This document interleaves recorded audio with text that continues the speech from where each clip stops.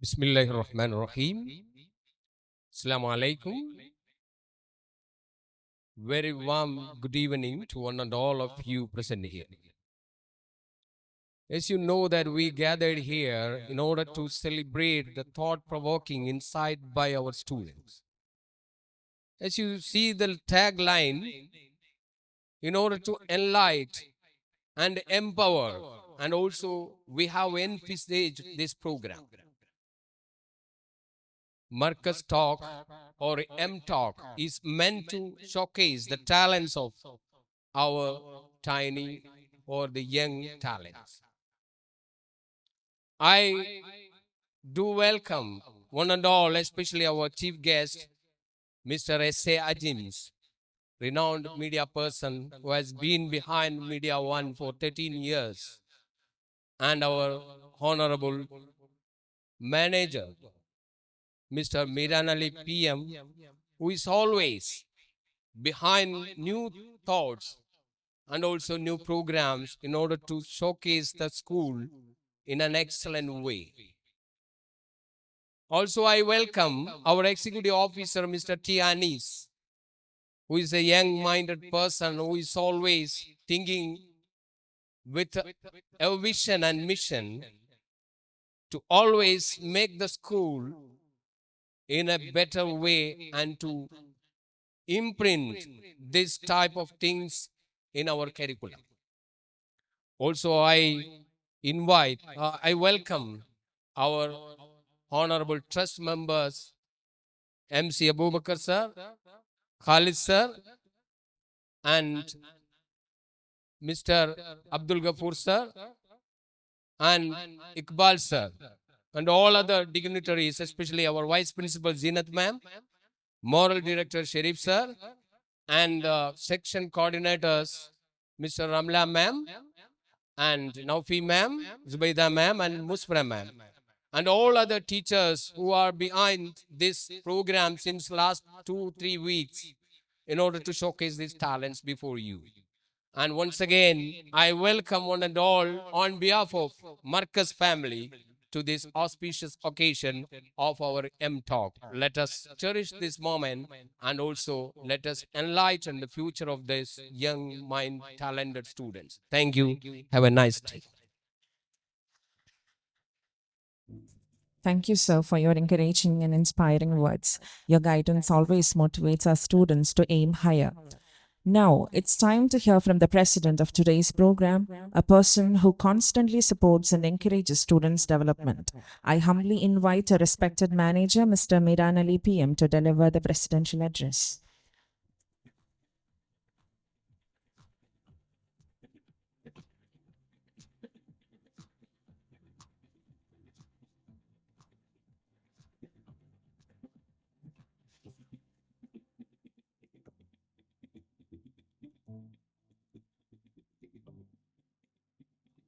Hello. Bismillahirrahmanirrahim.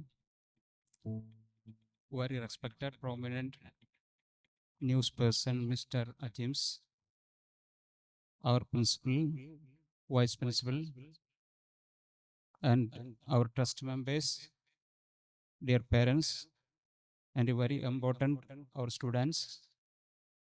Welcome to all. Assalamu alaikum wa rahmatullahi wa barakatuh. Today, we are going to launch a series M Talk. M Talk series is not a launch program, but it is launching voices.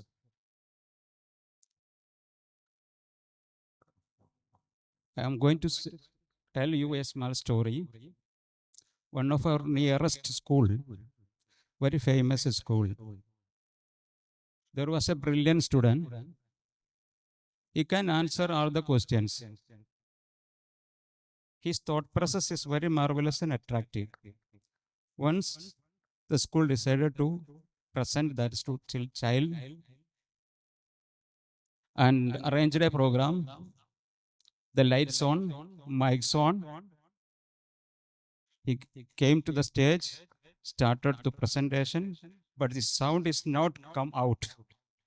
After 5 minutes, the school decided to cancel this program. Next day, the same child coming to school without any hesitation, very cool. He came to school. His friends gathered around him and asked what happened yesterday. But he said, the program was very nice. I can answer everything. My thought process okay, but I never taught how to present. That is why I failed.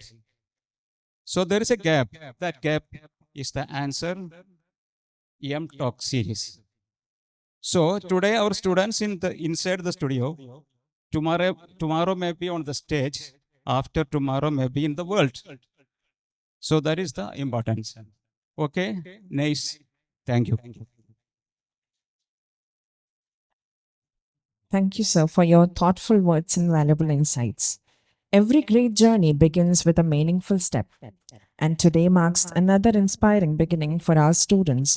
It is now time for the formal inauguration of M-Talk 2025-26. I feel honored to invite Mr. S.A. Ajims, Senior News Editor, Media One TV and Political Analyst, to officially inaugurate the program and address the gathering. Sir, please.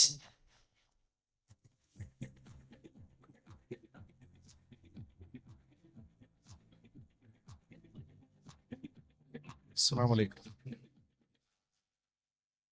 ഞാനിപ്പോൾ ഈ സ്റ്റേജിൻ്റെ അവിടെ നിന്ന് കയറാൻ നേരത്ത് mobile കയ്യിൽ വെക്കണോ വേണ്ടേ എന്നാണ് ആലോചിച്ചത്. അപ്പോൾ ഞാൻ മൊബൈൽ അവിടെ വെച്ചിട്ടാണ് കയറി വന്നത്. കാരണം അത്രയും സമയമെങ്കിലും മൊബൈൽ എൻ്റെ കയ്യിൽ ഇല്ലാതിരിക്കുക എന്നുള്ളത് ഞാൻ എൻജോയ് ചെയ്യുന്ന ഒരാളാണ്. ഞാൻ ഈ പരിപാടിയെക്കുറിച്ച് കേട്ടപ്പോൾ ശരിക്കും ഞാൻ ഭയങ്കര എക്സൈറ്റഡ് ആയിപ്പോയി. എക്സൈറ്റ്മെൻറ്റ് എന്ന് പറഞ്ഞാൽ രണ്ട് കാരണങ്ങൾ കൊണ്ടാണ്. ഒന്ന്, കുട്ടികൾ സംസാരിക്കുക, അത് വിദ്യാർത്ഥികൾ സംസാരിക്കുന്നത് കേൾക്കുക. അങ്ങനെ ഒരു പരിപാടിയിൽ ഞാൻ ആദ്യമായിട്ടാണ് പങ്കെടുക്കുന്നത്. സാധാരണ നമ്മളെ ഒരു പരിപാടിക്ക് ക്ഷണിച്ചു കഴിഞ്ഞാൽ നമ്മളെ കൊണ്ട് സംസാരിപ്പിക്കുക, അവർ കേൾക്കുക എന്നുള്ളതാണ്. നമ്മളെ കൊണ്ട് പരമാവധി സംസാരിപ്പിക്കുക, അവർ കേൾക്കുക എന്നുള്ളതാണ്. ഇവിടെ അങ്ങനെയല്ല, കുട്ടികളെ സംസാരിപ്പിക്കുക എന്നുള്ളത് ഒരു വളരെ അപൂർവതയായിട്ട് എനിക്ക് തോന്നി. മറ്റൊരു പ്രധാനപ്പെട്ട കാര്യം, ഇവർ സംസാരിക്കാൻ പോകുന്ന വിഷയമാണ്. അത് എന്നെ എക്സൈറ്റഡ് ആക്കുക മാത്രമല്ല, എന്നെ കുറെ കൂടി ക്യൂരിയസ് ആക്കി. അതിന്റെ കാരണം, ഒരു പക്ഷേ ഇപ്പോഴും റിസർച്ചുകൾ നടന്നുകൊണ്ടിരിക്കുന്ന, ഇപ്പോഴും ഒരു കൺക്ലൂസീവ് ആയിട്ടുള്ള ആൻസർ കിട്ടാത്ത ഒരുപാട് ക്വസ്റ്റ്യൻസ് ആണ് ആ ടോപ്പിക്കിൽ ഞാൻ കണ്ടത്. ഇപ്പോഴും ആളുകൾക്ക് അതിനെക്കുറിച്ച് കൺക്ലൂസീവായിട്ട് എന്തെങ്കിലും പറയാൻ കഴിയില്ല, അല്ലെങ്കിൽ എന്താണ് സംഭവിക്കുന്നതെന്ന് മനസ്സിലാവുന്നില്ല. അത്ര ഫാസ്റ്റ് ആയിട്ടുണ്ടായിട്ടുള്ള, വളരെ വേഗത്തിലുണ്ടായിട്ടുള്ള ഒരു മാറ്റം, ആ മാറ്റം സൊസൈറ്റിയിൽ ഉണ്ടാക്കിയിട്ടുള്ള ഇമ്പാക്റ്റ്, അത്രയും ഡീപ്പായിട്ടുള്ള ഒരു വിഷയത്തെക്കുറിച്ചാണ് ഈ സ്റ്റുഡൻസ് നമ്മളോട് സംസാരിക്കാൻ പോകുന്നത്. യഥാർത്ഥത്തിൽ അത് അവർ തന്നെയാണ് സംസാരിക്കേണ്ടത് എന്നുള്ളത് ആരാണോ തീരുമാനിച്ചത് അയാൾക്ക് ഞാൻ ആദ്യമായിട്ടൊരു കൈയ്യടി നൽകിയത്. കാരണം അവരിൽ നിന്നാണ് അത് കേൾക്കേണ്ടത്, അവരിൽ നിന്നാണ് ഈ തലമുറ, അതായത് എൻ്റെയും നിങ്ങളുടെയും തലമുറ, പേരൻസിൻ്റെ തലമുറ അത് പഠിക്കേണ്ടത് എന്നുള്ളത് വളരെ പ്രധാനപ്പെട്ട ഒരു കാര്യമാണ്. കാരണം നമ്മളിപ്പോൾ ഇന്ന് ജീവിച്ചിരിക്കുന്ന മനുഷ്യരെല്ലാം, ഈ ലോകത്ത് ജീവിച്ചിരിക്കുന്ന മനുഷ്യരെല്ലാം മനുഷ്യരാശിയുടെ ചരിത്രത്തിൽ ഒരിക്കലും സംഭവിക്കാത്ത വേഗതയിൽ സംഭവിച്ച ഒരു മാറ്റത്തിന് സാക്ഷികളാണ്. ഒരുപക്ഷെ കമ്മ്യൂണിക്കേഷൻ, ഇൻഫർമേഷൻ തുടങ്ങിയ വാക്കുകളുമായി ബന്ധപ്പെട്ട മാറ്റങ്ങൾ മനുഷ്യകുലത്തിൽ ഏതെങ്കിലും കാലത്തുണ്ടായിട്ടുള്ള മാറ്റങ്ങളെക്കാൾ കൂടുതൽ മാറ്റങ്ങൾ, ആ വോള്യം മാറ്റങ്ങൾ വളരെ കുറഞ്ഞ സമയത്ത് സംഭവിച്ചു കഴിഞ്ഞു. അപ്പോൾ ഇത് സാധാരണ ഈ മാറ്റം സംഭവിക്കുമ്പോൾ, ഈ റെവല്യൂഷൻ സംഭവിക്കുമ്പോൾ ലോകം മുഴുവൻ പ്രതീക്ഷിച്ച ഒരു കാര്യം, ഇത് വലിയ തോതിലുള്ളൊരു ജനറേഷൻ ഗ്യാപ്പ്, ജനറേഷൻ ഡിവൈഡ് ഉണ്ടാക്കുമെന്നാണ്. ഈ ജനറേഷൻ ഡിവൈഡ് എന്ന് പറഞ്ഞാൽ നമ്മളിപ്പോൾ വളർത്തിക്കൊണ്ടിരിക്കുന്ന കുട്ടികൾ, ഒന്ന് സാങ്കേതിക ഭാഷയിൽ ജെൻ സി എന്നറിയപ്പെടുന്ന കുട്ടികളും ജെൻ ആൽഫ എന്ന് പറയപ്പെടുന്ന കുട്ടികളുമാണ്. അപ്പോൾ ഈ രണ്ട് കുട്ടികളെയും നമ്മൾ വളർത്തുന്നുണ്ട്. ഈ ജെൻ സി ഒക്കെ വളർന്ന് മുതിർന്ന പൗരന്മാരായ ഒരു ജോലിയിൽ പ്രവേശിച്ചു കഴിഞ്ഞ ഒരു കാലമാണിത്. നമ്മളിപ്പോൾ വളർത്തുന്ന കുട്ടികൾ ജെൻ ആൽഫയാണ് കൂടുതലും. അപ്പോൾ ഇവർ ജനിച്ചു വീണതേ ഈ മാറ്റത്തിൻ്റെ ഒരു മലവെള്ളപ്പാച്ചിലേക്കാണ് അവർ ജനിച്ചു വീണത്. അവരുടെ പേരൻസോ ആ മാറ്റത്തിന് മുമ്പ്, ഒരുപാട് മുമ്പ് ജനിച്ചവരും ആ മാറ്റവുമായി പരിചയിച്ച് ജീവിച്ചു വരുന്നവരുമാണ്. ഈ രണ്ട് തലമുറയും തമ്മിലുള്ള ഡിവൈഡ് വളരെ വലുതായിരിക്കും, വലിയ കോൺഫ്ലിക്റ്റ് ഉണ്ടാകും, വലിയ പ്രശ്നങ്ങൾ ഉണ്ടാവും എന്നൊക്കെ ആണ് പൊതുവെ ആളുകൾ പ്രതീക്ഷിച്ചത്, കരുതിയത്. പക്ഷെ അങ്ങനെയല്ല സംഭവിക്കുന്നത്. ഒന്നാമതായി സംഭവിച്ച മാറ്റം, ഈ മില്ലനിയൽസ് എന്ന് പറയുന്ന ഈ പേരൻസ്, ഈ ഞാനും നിങ്ങളൊക്കെ ഉൾപ്പെടുന്ന രക്ഷിതാക്കൾ, അവര് ഈ പുതിയ മാറ്റത്തിൽ വളരെ പെട്ടെന്ന് അഡാപ്റ്റായി എന്നുള്ളതാണ്. അഡാപ്റ്റ് ആവുന്നതോടൊപ്പം തന്നെ അവർക്ക് മനസ്സിലായി ഈ മാറ്റത്തിന് ചെറിയ പ്രശ്നങ്ങളുണ്ടെന്ന് അവർക്ക് മനസ്സിലായിക്കൊണ്ട് അവർ കുറച്ച് റെസ്ട്രിക്റ്റീവായിട്ടാണ് ഈ മാറ്റത്തെ അഡോപ്റ്റ് ചെയ്തതെന്നാണ് എനിക്ക് തോന്നുന്നത്. അതേസമയം ഈ മാറ്റത്തിൽ ജനിച്ചു വീണ കുട്ടികൾ അവർ ആ ഒഴുക്കിനൊത്ത് നീന്തുകയാണ്. ഞാൻ കഴിഞ്ഞ ആഴ്ച പുറത്തു വന്നൊരു പഠനമല്ല, അമേരിക്കൻ കോൺഗ്രസിൻ്റെ ഒരു പ്രത്യേക കമ്മിറ്റി ഈ ടെക് കമ്പനികളുമായി ബന്ധപ്പെട്ട ഒരു ടെസ്റ്റിമോണി എടുക്കുന്ന സാഹചര്യത്തിൽ അമേരിക്കയിലെ പ്രധാനപ്പെട്ട ന്യൂറോ സയൻറ്റിസ്റ്റുകൾ അവർക്ക് കൊടുത്തൊരു ടെസ്റ്റിമോണിയിൽ വളരെ പ്രധാനപ്പെട്ട ഒരു കാര്യം, മനുഷ്യ ചരിത്രത്തിൽ ഇന്നേ വരെ ഉണ്ടാവാത്ത രീതിയിൽ തൊട്ടു മുമ്പുള്ള തലമുറയേക്കാൾ കോംപ്രഹെൻസീവ് സ്കിൽസ് കുറഞ്ഞ ഒരു തലമുറയാണ് ഇപ്പോഴത്തെ ഈ ജെൻ ആൽഫ എന്നാണ് അവർ കൊടുത്ത ടെസ്റ്റിമണി. അത് എത്രമാത്രം ഏതെങ്കിലും പഠനത്തിൻ്റെയോ സ്റ്റഡിയുടെയോ ഒക്കെ അടിസ്ഥാനത്തിൽ ഒരു എംപിരിക്കൽ ഡാറ്റയുടെ അടിസ്ഥാനത്തിലുള്ള ഒരു അനുമാനമാണോ എന്ന് ചോദിച്ചാൽ അങ്ങനെയൊന്നുമല്ല. അത് ന്യൂറോ സയൻറ്റിസ്റ്റുകൾ അവരുടെ മുമ്പിൽ വരുന്ന കേസുകളിൽ നിന്ന് അവർ പഠിച്ചെടുത്ത അല്ലെങ്കിൽ അവർ അനുമാനിച്ചെടുത്ത ചില കാര്യങ്ങളാണ്. അത് വളരെ കൃത്യമായൊരു ശാസ്ത്രീയ പഠനമാണോ എന്നുള്ള കാര്യത്തിൽ ഇപ്പോഴും തർക്കമുണ്ട്. പക്ഷേ അത് ആ പറഞ്ഞത് ശരിയല്ലേ എന്ന് പേരൻസിന് തോന്നും. എനിക്ക് തോന്നിയിട്ടുണ്ട്, തീർച്ചയായിട്ടും. എനിക്ക് എൻ്റെ കുട്ടികളെ പറ്റി എനിക്ക് തീർച്ചയായിട്ടും അത് തോന്നിയിട്ടുണ്ട്. അതിനർത്ഥം അവരെന്തോ ഒരു മോശം ആൾക്കാരാണ്, ബുദ്ധിയില്ലാത്തവരാണ്, അവർക്കൊന്നും അറിയില്ല, അവർ ഒന്നും പഠിക്കുന്നില്ല, അവർക്ക് എന്താണ് വിവരമില്ല എന്നൊന്നുമല്ല. അങ്ങനെ ഒരു അനുമാനമോ ഒന്നുമല്ല ഞാൻ നടത്തുന്നത്. കോംപ്രഹെൻഷൻ്റെ കാര്യത്തിൽ അവർക്ക് ചില പ്രശ്നങ്ങളുണ്ട് എന്നാണ് ഞാൻ അതിൽ നിന്ന് മനസ്സിലാക്കുന്നത്. ആ പ്രശ്നങ്ങൾ ഉണ്ടാക്കുന്നത് എന്താണ്? അത് ടെക്നോളജിയാണ് എന്ന് ഇന്ന് സർവാംഗീകൃതമായ ഒരു കാര്യമാണ്. അപ്പോൾ ഈ ടെക്നോളജി ഒരർത്ഥത്തിലും അവരെ എൻഹാൻസ് ചെയ്തില്ല, അവരുടെ ലേണിങ്ങിനെ, അവരുടെ കോംപ്രഹെൻഷനെ എൻഹാൻസ് ചെയ്തില്ല എന്ന് വെച്ചാൽ തീർച്ചയായിട്ടും ഉണ്ട്. അത് ഒരു പക്ഷേ എൻ്റെ തലമുറയിൽപ്പെട്ട ഒരു വിദ്യാർത്ഥിക്ക് 80കളിൽ വിദ്യാർത്ഥിയായിരുന്നാൽ 80കളിൽ കുട്ടിക്കാലത്ത് ജീവിച്ചിരുന്ന ഒരാൾക്ക് നമുക്കൊരു കാര്യം അറിയണമെങ്കിൽ വലിയ പാടായിരുന്നു. എൻ്റെ ദാരിദ്ര്യം പറച്ചിലല്ല, എൻ്റെ വീടിനടുത്ത് ഒരു നല്ല ലൈബ്രറി ഉണ്ടായിരുന്നില്ല. ആ ലൈബ്രറി ഉള്ള ലൈബ്രറിയിൽ തന്നെ നല്ല പുസ്തകങ്ങൾ ഉണ്ടായിരുന്നില്ല. അതേസമയം വീട്ടിൽ തന്നെ ലൈബ്രറി ഉള്ള സമ്പന്നരായ കുട്ടികളൊന്നുണ്ട്. അവരെ സംബന്ധിച്ച അറിവ് വളരെ പെട്ടെന്ന് ഗ്യാദർ ചെയ്യാൻ കഴിയും. അവർക്കൊരു പുസ്തകം നോക്കിയാൽ മതി, അല്ലെങ്കിൽ പുസ്തകം വാങ്ങിച്ചാൽ മതി. പുസ്തകം വാങ്ങിക്കാനുള്ള പണം പോലും ഇല്ലാത്തവരായിരുന്നു ബഹുഭൂരിഭാഗവും. പക്ഷെ ഇന്നത്തെ കുട്ടികൾ ജനിച്ചു വീഴുന്നത് തന്നെ ഇൻഫർമേഷൻ്റെ ഒരു മലവെള്ളപ്പാച്ചിലേക്കാണ്. അവരെ സംബന്ധിച്ച് ഇൻഫർമേഷൻ്റെ അവൈലബിലിറ്റി അല്ല പ്രശ്നം, ഇൻഫർമേഷൻ്റെ കുത്തൊഴുക്കിൽ അതിനെ ഫിൽട്ടർ ചെയ്തെടുക്കുക എന്നുള്ളതാണ് അവരുടെ മുമ്പിലുള്ള പ്രശ്നം. അതേസമയം ഈ തലമുറയ്ക്ക് എന്തുകൊണ്ട് ഈ പറയുന്ന വലിയ ഇൻഫർമേഷൻ്റെ കുത്തൊഴുക്കിൽ ഇൻഫർമേഷൻ ഇത്രയും അവൈലബിൾ ആയിട്ടും അവരുടെ കോംപ്രഹെൻഷനെ അതെങ്ങനെ ബാധിക്കുന്നു എന്ന് ചോദിച്ചാൽ അവർക്ക് എല്ലാം വളരെ എളുപ്പമാണ് എന്നുള്ളതാണ്. രണ്ട് കാര്യങ്ങളുണ്ട്. ഒന്ന്, ഒരു ലോജിക്കൽ തിങ്കിങ് ആവശ്യമില്ലാത്ത കാലത്താണ് അവർ ജീവിക്കുന്നത്. എയുടെ ഒരു കാലത്ത് ലോജിക്കൽ തിങ്കിങ് ആവശ്യമില്ല. അവർക്ക് എന്താണോ സ്പൂൺ ഫീഡ് ചെയ്യുന്നത് അത് അവർക്ക് എടുത്ത് ഉപയോഗിച്ചാൽ മാത്രം മതി. അവരുടെ മുമ്പിൽ റെഡിമെയ്ഡായിട്ട് ഇൻഫർമേഷൻ ഫിൽട്ടർ ചെയ്ത് കൃത്യമായ ലോജിക്കോടുകൂടി കൃത്യമായ റീസണിങ്ങോടുകൂടി അവരുടെ മുമ്പിൽ വരികയാണ്.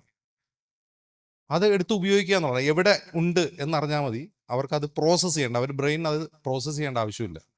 മറ്റൊരു പ്രധാനപ്പെട്ട കാര്യം ക്രിട്ടിക്കൽ തിങ്കിങ് ആണ്. ക്രിട്ടിക്കൽ തിങ്കിങ്ങിൻ്റെ ആവശ്യമില്ല അവർക്ക്. കാരണം അവർക്ക് വേണ്ടി ക്രിട്ടിക്കൽ തിങ്കിങ് നടത്താനും അവർക്ക് വേണ്ടി റീസണിങ് നടത്താനും ടെക്നോളജി ഉണ്ട്. അത് ആ ബ്രെയിനിൻ്റെ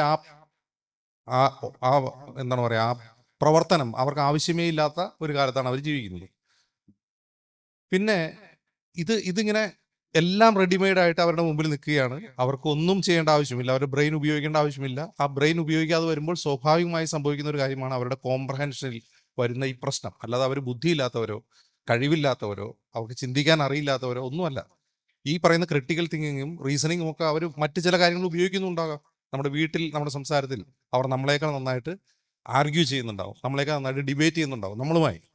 പക്ഷേ ഒരു റിയൽ ഇഷ്യൂയിൽ, ഒരു റിയൽ ലൈഫ് സെനാരിയോയിൽ അവർക്കത് ഉപയോഗിക്കാൻ കഴിയുന്നില്ല എങ്കിൽ ഈ ടെക്നോളജിക്ക് എന്തോ ഒരു പ്രശ്നമുണ്ട് എന്ന് കണ്ടെത്തേണ്ടതുണ്ട്. അതുകൊണ്ടാണ് ഞാൻ പറഞ്ഞത്, ഈ കോംപ്രഹെൻഷൻ്റെ കാര്യത്തിൽ തൊട്ടു മുമ്പിലുള്ള തലമുറയേക്കാൾ ആ ടെസ്റ്റിമോണി അങ്ങനെയൊന്നും ആയിരുന്നില്ല, കുറച്ചുകൂടി നെഗറ്റീവായിട്ടാണ് അവരത് കൊടുത്തത്. മനുഷ്യ ചരിത്രത്തിൽ ആദ്യമായി തൊട്ടു മുമ്പുള്ള തലമുറയേക്കാൾ ബുദ്ധി കുറഞ്ഞ ഒരു തലമുറ എന്നാണ് അവർ ഉപയോഗിച്ചൊരു പ്രയോഗം.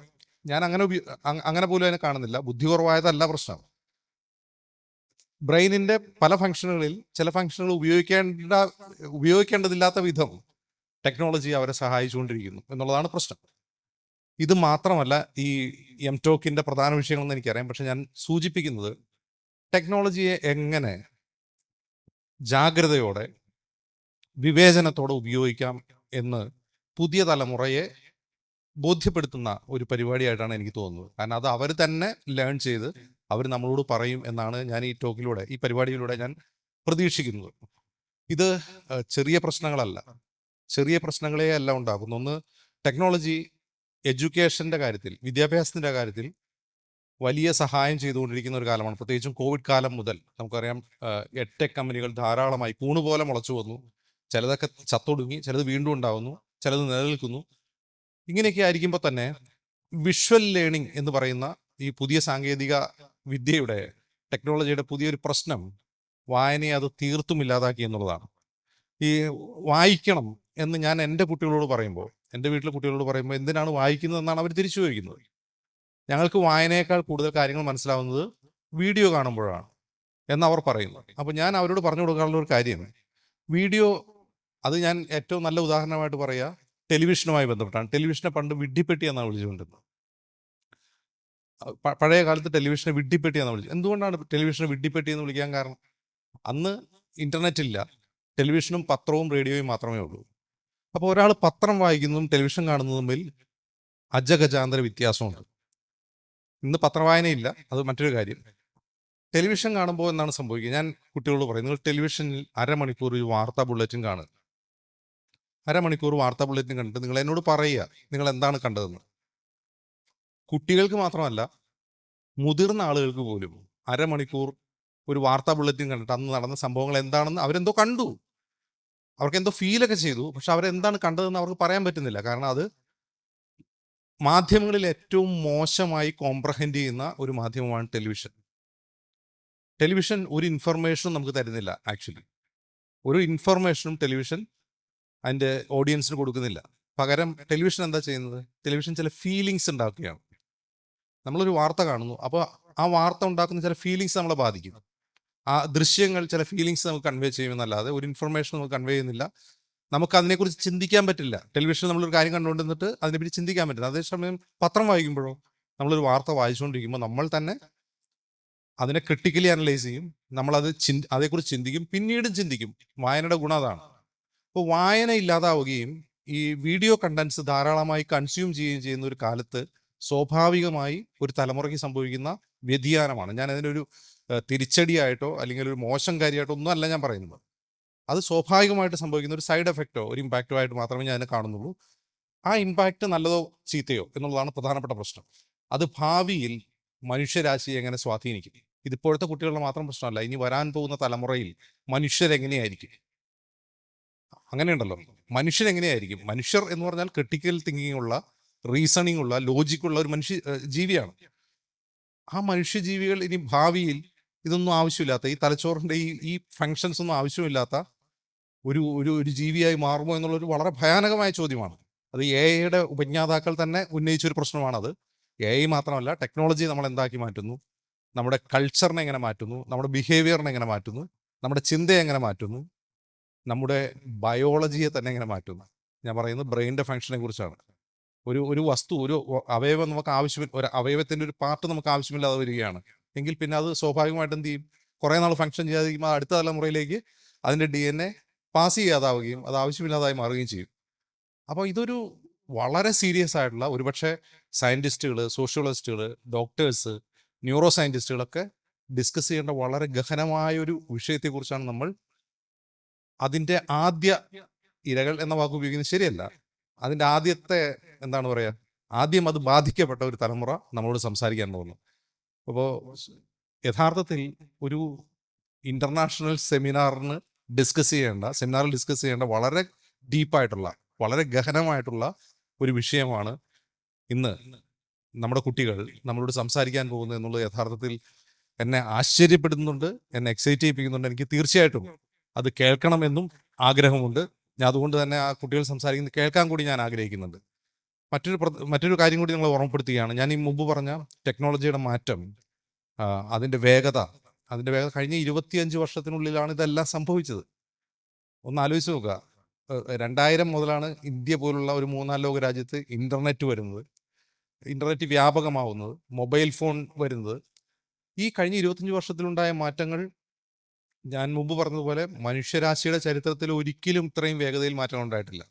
അത്ര സ്പീഡിലാണ് മാറ്റം ഉണ്ടായത്. അപ്പോൾ ഇനി വരാൻ പോകുന്ന 25 വർഷത്തിൽ എന്ത് മാറ്റമായിരിക്കും ഉണ്ടാവുക, എങ്ങനെയായിരിക്കും ഈ ലോകം മാറുക, നമ്മുടെ കമ്മ്യൂണിക്കേഷൻ എങ്ങനെയായിരിക്കും മാറുക എന്നതിനപ്പുറം നമ്മുടെ ശരീരം, നമ്മുടെ ശരീരത്തിലെ അവയവങ്ങൾ ഇനി എങ്ങനെ മാറാൻ പോകും. യഥാർത്ഥത്തിൽ ഈ ടെക്നോളജി നമ്മുടെ ജീവിതത്തെ എൻഹാൻസ് ചെയ്യുകയാണ് ചെയ്തുകൊണ്ടിരിക്കുന്നത് ഇപ്പോൾ. അതല്ല, അത് അനാവശ്യമായി നമ്മൾ തളർത്തിക്കൊണ്ടിരിക്കുകയാണോ എന്നുള്ളതാണ് വളരെ ക്രിട്ടിക്കലായിട്ടുള്ളൊരു ചോദ്യം. യഥാർത്ഥത്തിൽ നമ്മുടെ തോട്ട് പ്രോസസ്സിനെ എൻഹാൻസ് ചെയ്യുന്ന, തോട്ട് പ്രോസസ്സിനെ സഹായിക്കുന്ന ഒന്നായി ടെക്നോളജി മാറേണ്ടതുണ്ടായിരുന്നു. പക്ഷെ നേരെ തിരിച്ചിപ്പോൾ സംഭവിച്ചുകൊണ്ടിരിക്കുന്നത് അത് ആ ഒരു ഫങ്ഷനെ ആവശ്യമില്ലാത്ത വിധം അത് നമ്മളെ സഹായിക്കുകയാണ്. അപ്പോൾ കുടം തുറന്നു വിട്ട ഒരു ഭൂതമായി ടെക്നോളജി മാറിയിരിക്കുകയാണ്. ഞാൻ ഇപ്പോൾ സംസാരിച്ചുകൊണ്ടിരുന്ന ഒരു നെഗറ്റീവ് ടോണിലാണ്. ഈ നെഗറ്റീവ് ടോൺ വേറെ ഒന്നുകൊണ്ടും വരുന്നതല്ല, ഈ ജെൻസിയെയും ജെൻ ആൽഫയെയും വളർത്തുന്ന ഒരു പിതാവിൻ്റെ വ്യഥയാണ് ഞാൻ ഈ പറയുന്നത്. ഇതൊരു റിയൽ ഇഷ്യൂ ആണ്. ഞാൻ ജീവിതത്തിൽ നേരിട്ട് അനുഭവിക്കുന്ന റിയൽ ഇഷ്യൂ ആണ്. അത് ഞാൻ ശ്രദ്ധിക്കാൻ തുടങ്ങിയത് എപ്പോഴാണെന്ന് വെച്ചാൽ, എൻ്റെ ഇളയ കുട്ടി 9ാം ക്ലാസ്സിലാണ് പഠിക്കുന്നത്. അപ്പോൾ ആൾ വലിയ കുഴപ്പക്കാരിയൊന്നുമല്ല, ഒരു ആവറേജ് പഠിക്കുന്ന ഒരാളാണ്. മറ്റ് ആക്ടിവിറ്റീസിലൊക്കെ വളരെ മിടുക്കിയാണ്. ഞാൻ ഇത് ശ്രദ്ധിക്കാനുള്ളൊരു കാരണം, ഏതെങ്കിലും കാര്യത്തിൽ ഞങ്ങൾ തമ്മിലൊരു ഡിബേറ്റ് ഉണ്ടാകുമ്പോൾ, ഞാനൊരു കാര്യം പറയുമ്പോൾ എൻ്റെ നേരെ തുറിച്ചു നോക്കും. വളരെ വികാരരഹിതമായി നമ്മൾ തുറിച്ചു നോക്കും. അപ്പോൾ ഞാൻ എന്താണ് ഈ കുട്ടിക്ക് എന്തെങ്കിലും പ്രശ്നമുണ്ടോ? ഒരു കാര്യം ചോദിച്ചു കഴിഞ്ഞാൽ ഒരു 30 സെക്കൻഡ് കഴിഞ്ഞിട്ടായിരിക്കും അതിന് മറുപടി ഉണ്ടാവുക. അതുവരെ നിർനിമേഷയെ അതിനെ നോക്കി നിൽക്കും. ഈ പ്രശ്നം എന്താണെന്ന് ഞാൻ വൈഫുമായിട്ട് ഡിസ്കസ് ചെയ്യും, എൻ്റെ സുഹൃത്തുക്കളായ ഡോക്ടേഴ്സുമായിട്ട് ചോദിച്ചു. അവർക്കൊന്നും ഇതെന്താണെന്ന് മനസ്സിലാവുന്നില്ല. അപ്പോൾ ഞാൻ ഇതിങ്ങനെ ഇരിക്കുമ്പോഴാണ് എൻ്റെ ഒരു സുഹൃത്ത്, ഒരു സയൻറ്റിസ്റ്റാണ്, എനിക്കൊരു ആർട്ടിക്കിൾ അയച്ചു തരികയാണ്. ഒരു സയൻസ് ജേണലിൽ വന്നൊരു ആർട്ടിക്കിളാണ്. ആ ആർട്ടിക്കിളിൻ്റെ തലക്കെട്ട് തന്നെ ജെൻസി സ്റ്റെയറിംഗ് എന്നാണ്. ജെൻസി സ്റ്റെയറിംഗ് എന്ന് പറഞ്ഞാൽ, ഈ പുതിയ കുട്ടികൾ നമ്മൾ സംസാരിക്കുമ്പോൾ അവർ നിർനിമേഷരായി നമ്മൾ നോക്കി നിൽക്കുന്നത്, അവർ നമ്മളോട് ഡിസ്റെസ്പെക്റ്റ് കാണിക്കുന്നതല്ല, അവർക്കത് മനസ്സിലാവാത്തത് കൊണ്ടല്ല, അവരത് ഏതെങ്കിലും തരത്തിൽ അതിനോടൊരു തരം ഇൻഡിഫറൻസ് കാണിക്കുന്നതല്ല, പകരം അവരതിനെ പ്രോസസ്സ് ചെയ്യുന്നതാണ്. നമ്മളൊരു കാര്യം ചോദിക്കുമ്പോൾ, സാധാരണ നമ്മൾ നമ്മുടെ പേരൻസുമായിട്ട് സംസാരിക്കുമ്പോൾ എങ്ങനെയായിരുന്നു? ഉരുളയ്ക്ക് ഉപ്പേരി മാതിരിയാണ് പേരൻസുമായിട്ട് സംസാരിക്കുക, അല്ലേ? പക്ഷെ പുതിയ കുട്ടികൾ എന്താണ് ചെയ്യുന്നത്? അവരതിനെ പ്രോസസ്സ് ചെയ്യാണ്. ഈ ചോദ്യത്തിന് ഈ ഉത്തരം ഇപ്പോൾ കൊടുത്താൽ പ്രശ്നമുണ്ടോ, അല്ലെങ്കിൽ ഇങ്ങനെയാണോ പറയേണ്ടത്, അല്ലെങ്കിൽ ഇപ്പം അങ്ങനെ ചോദിക്കുമ്പോൾ ഇങ്ങനെ തന്നെ പറഞ്ഞാൽ മതിയോ, അത് നാളെ പിന്നെ വല്ല പണിയാവുമോ, ഇങ്ങനെയുള്ള ഒരുപാട് കാര്യങ്ങൾ അവർ ആലോചിച്ചിട്ടാണ് മറുപടി തരുന്നത്. അവരെന്തുകൊണ്ടാണ് അങ്ങനെ പെരുമാറുന്നത് ചോദിച്ചാൽ, അത് അവരുടെ ടെക്സ്റ്റിംഗ് കൾച്ചറിൻ്റെ ഭാഗമാണ്.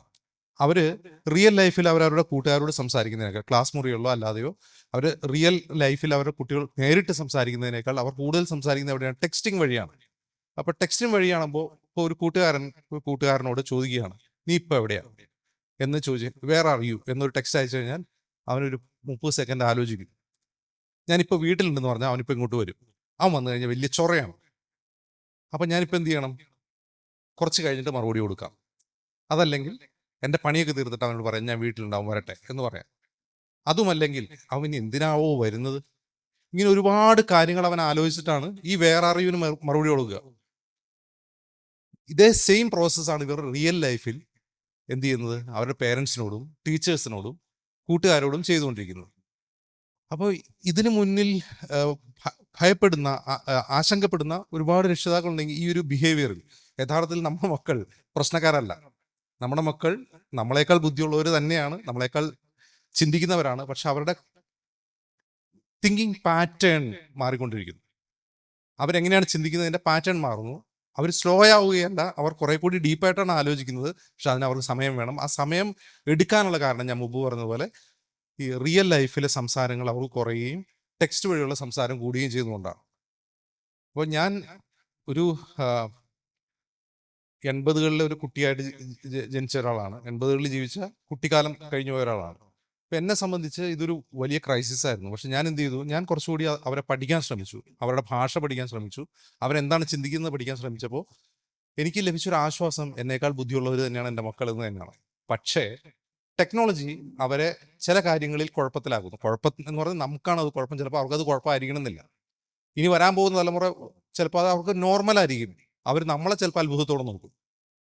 അപ്പോൾ ഇതൊരു ഇഷ്യൂ ആണ്. പക്ഷെ ആ ഇഷ്യൂ ആണോ അതല്ല ഒരു സാധ്യതയാണോ യഥാർത്ഥത്തിൽ ടെക്നോളജി നമ്മളെ സഹായിക്കുകയാണോ നമ്മളെ തളർത്തുകയാണോ പിന്നോട്ടടിക്കുകയാണോ എന്നുള്ള കാര്യം മാത്രമാണ് ഇനി നമ്മൾ അറിയേണ്ടത്. ഞാൻ തീർച്ചയായിട്ടും പറയുന്നു, ഈ ഇവിടെ സംസാരിക്കാൻ പോകുന്ന വിഷയം, കുട്ടികൾ സംസാരിക്കാൻ പോകുന്ന വിഷയം തീർച്ചയായിട്ടും ഇത് ഒരു പക്ഷെ പബ്ലിഷ് ചെയ്യപ്പെടുകയാണെങ്കിൽ, ഈ കുട്ടികൾ പറയുന്നത് പബ്ലിഷ് ചെയ്യപ്പെടുകയാണെങ്കിൽ ഒരു പക്ഷേ ലോകം കാതോർക്കുന്ന ഒരു വിഷയങ്ങളാണ്. ലോകം കാതോർക്കും എന്നുള്ള കാര്യം തീർച്ചയാണ്. കുട്ടികൾ ഇതേക്കുറിച്ച് എന്താണ് പറയുക എന്നുള്ളത് ഒരുപക്ഷെ ഇനിയും ഒരിടത്തും ഡോക്യുമെന്റ് ചെയ്യപ്പെട്ടിട്ടില്ല. ഞാൻ ഈ പരിപാടിയുടെ സംഘാടകരോട്, സ്കൂളിൻ്റെ അധികൃതരോട് എനിക്ക് പറയാനുള്ളൊരു കാര്യം, നിങ്ങളിത് ഡോക്യുമെന്റ് ചെയ്യണം.